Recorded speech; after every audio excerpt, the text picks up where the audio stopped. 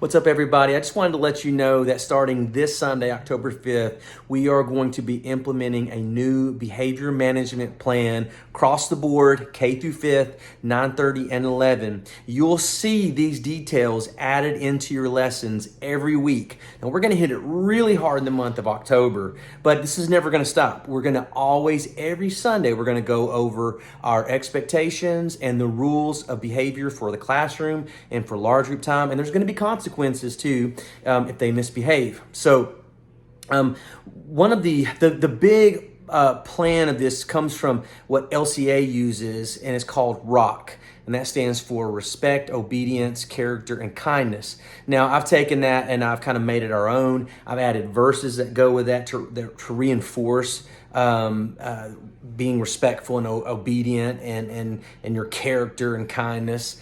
But also some definitions for that for kids to understand. What does that look like? And then I've even created, and you'll see in your lessons, there's rules. There are specific rules about what you're supposed to do. Like, for example, when we go into classrooms, we don't go near the teacher's desk. We don't touch anything on the desk. The only thing we do is we go in there and we sit down at the student desk. There are specific rules like do not mess with anything inside of those desks. And if you've been warned, then we're gonna maybe write you up or your group may lose points. There's a whole number of things that could happen. So there are very specific rules about what you can do and what you can't do. And this is for 9:30 and 11. One of the biggest things is when you're in the classroom, your tail is in a seat. You do not get to get up and run around. You stay seated unless a leader's told you can get up, maybe for an activity or because they need you to do something, or you've requested to get up and they've approved it. Otherwise, every student stays in a seat. They don't use the teacher's desk. They don't use the readers like round table that they have in certain classrooms for reading groups. They don't use that. They don't use any of the cushions that are in the room or pillows. They don't touch any of that stuff. All that's off limits. And here's the reason why. Our kids are damaging these teachers, their rooms, their equipment. It's happened. This is the second Sunday where we've damaged stuff in teachers' rooms. So if they complain about it, it's their fault, and you can remind them of that. So they can't mess with anything like that. So what do you do if a kid breaks the rules? Now, we're always going to design our services to where we go over the stuff ahead of time. So if it's going into 11 o'clock, our worship service for 11 o'clock, we're in the script before we even start teaching. We're going to go over ROC expectations and rules. There's specific rules for large group as there are for classroom times.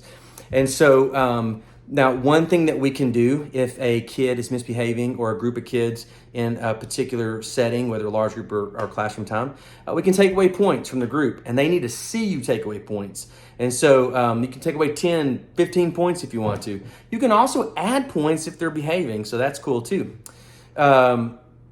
Directors are we're all going to do a better job of walking up and down the hallways, especially during classroom time.